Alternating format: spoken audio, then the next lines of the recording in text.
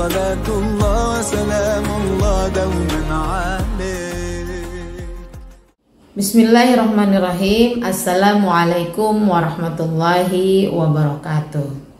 Alhamdulillahirrabbilalamin. Wassalatu wassalamu ala sayyidina Muhammadin wa ala alihi wa ashabihi ajmain, amma ba'du.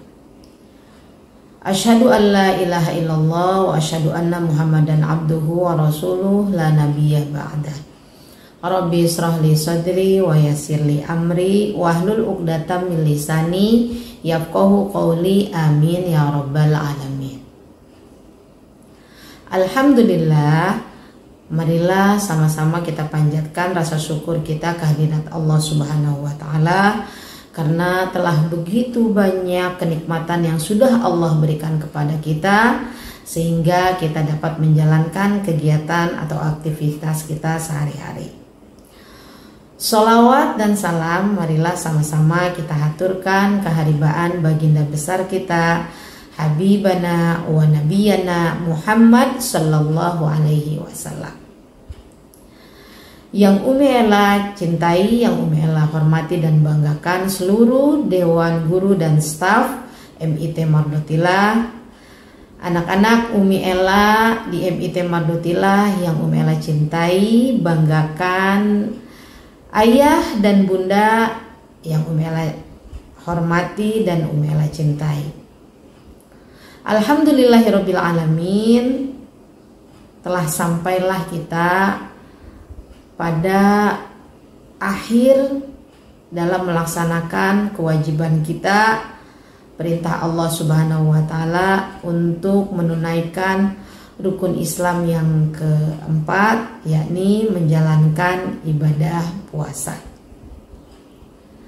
Dengan penuh semangat, dengan penuh godaan, cobaan, sehingga kita bisa sampai pada akhir dalam menjalankan rukun Islam yang keempat, yakni ibadah puasa.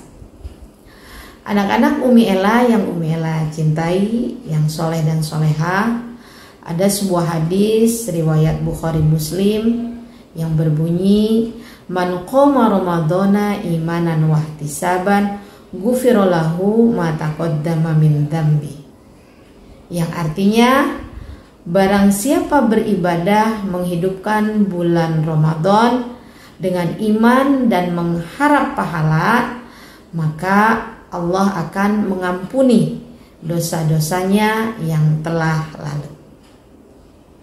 Anak-anak Umi Ella yang Umi Ella cintai dan Umi Ella banggakan, yang soleh dan soleha, tentu saja setelah kita melaksanakan ibadah puasa dengan penuh semangat, dengan bersusah payah, melaksanakan bukan hanya saja ibadah yang wajibnya, tetapi juga ibadah yang sunnahnya, maka kita berharap kepada Allah Subhanahu wa taala, mudah-mudahan apa ibadah yang sudah kita laksanakan diterima oleh Allah Subhanahu wa taala, dan mohon mudah-mudahan kita diampuni dosa-dosa kita yang telah lalu oleh Allah Subhanahu wa taala. Anak-anak Umi Ella yang Umi Ella cintai dan Umi Ella banggakan, bagaimana kabarnya hari ini? Tentu saja hari ini adalah kabarnya paling sehat. Tentu saja hati kita bersuka cita, senang, riang, gembira. Karena apa? Karena kita menyambut hari raya Idul Fitri. Umi Ella berharap semua ibadah yang sudah dilaksanakan pada saat ibadah puasa di bulan suci Ramadan yang lalu, Umi Ella berharap mudah-mudahan ibadah-ibadah wajibnya seperti sholat wajibnya terus dilaksanakan tepat waktu di bulan-bulan berikutnya. Anak-anak Umi Ella yang Umi Ella cintai dan Umi Ella banggakan, yang soleh dan soleha, di bulan Syawal ini tentu saja juga sebaiknya kita melaksanakan ibadah-ibadah sunnah yang juga dicontohkan oleh Nabi Muhammad Sallallahu Alaihi Wasallam. Pada kesempatan ini Umi Ella akan menyampaikan beberapa hal atau beberapa ibadah atau kegiatan yang dilaksanakan dan dicontohkan oleh Nabi Muhammad SAW, dan itu sebaiknya pun kita lakukan, karena tentu saja ibadah sunnah yang kita lakukan pasti Allah akan memberikan juga pahalanya untuk kita. Baik anak-anak Umi Ella yang Umi Ella cintai, yang Umi Ella banggakan, yang soleh dan soleha, ada beberapa kegiatan yang sebaiknya kita lakukan di bulan Syawal ini. Yang pertama yang dicontohkan oleh Nabi Muhammad SAW adalah perbanyak membaca takbir. Diriwayatkan Rasulullah SAW itu takbir pada malam terakhir bulan Ramadan hingga pagi hari di bulan 1 Syawal.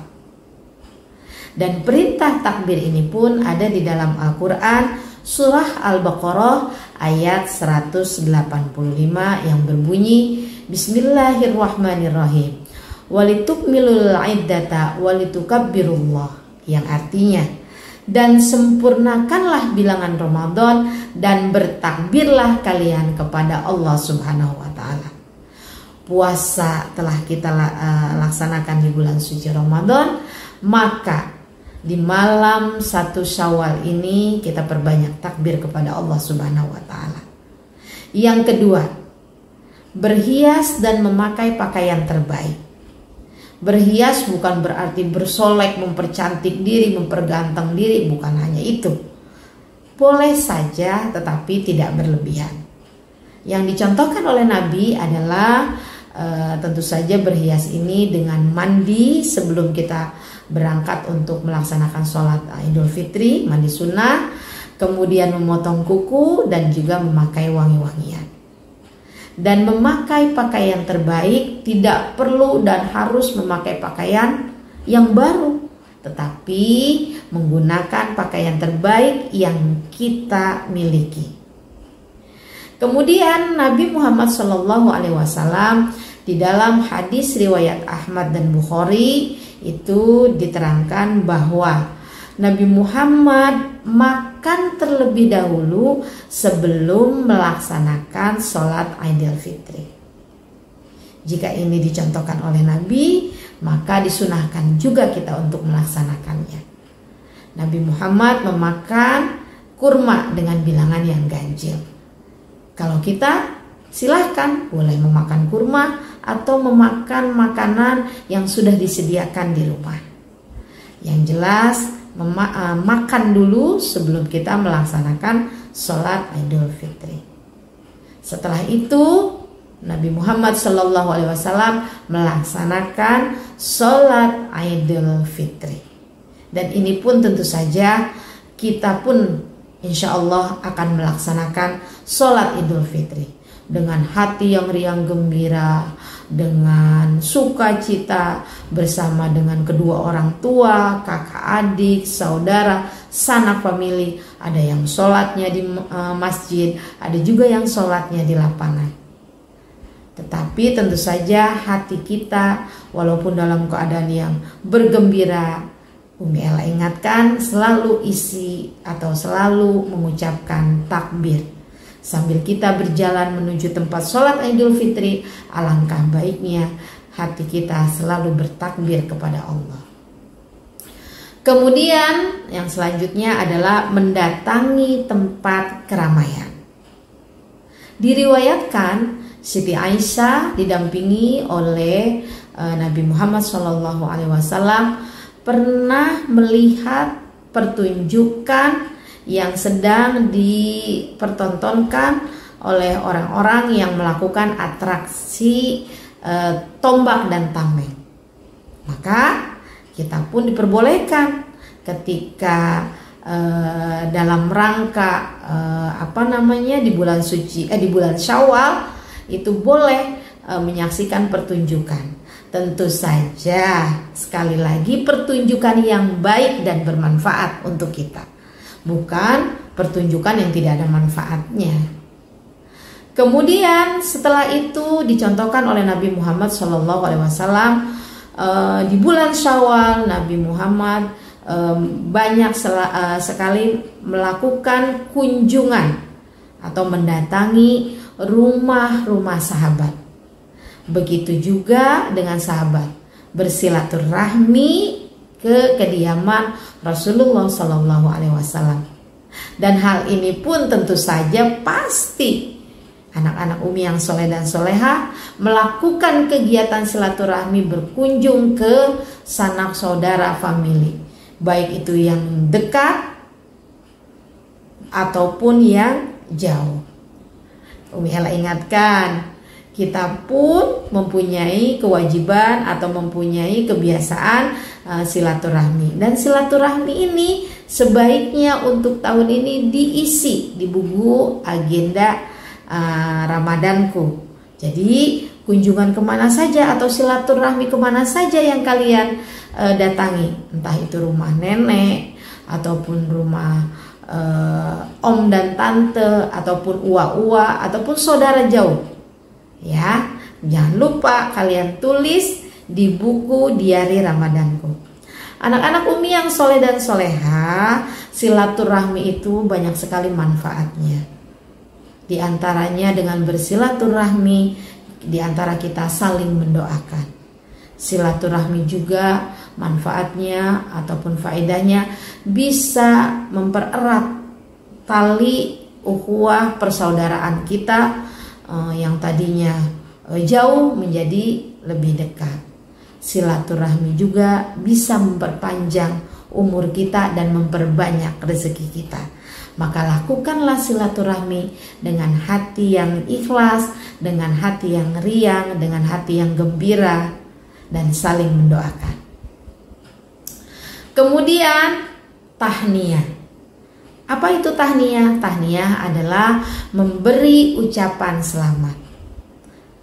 Tepat sekali di hari raya Idul Fitri ini, Umi Ella menyampaikan ucapan selamat kepada anak-anak Umi Ella yang soleh dan soleha, kepada ayah dan bunda, dan juga kepada seluruh dewan guru dan staf MIT Mardotilah, kepada seluruh keluarga besar kalian.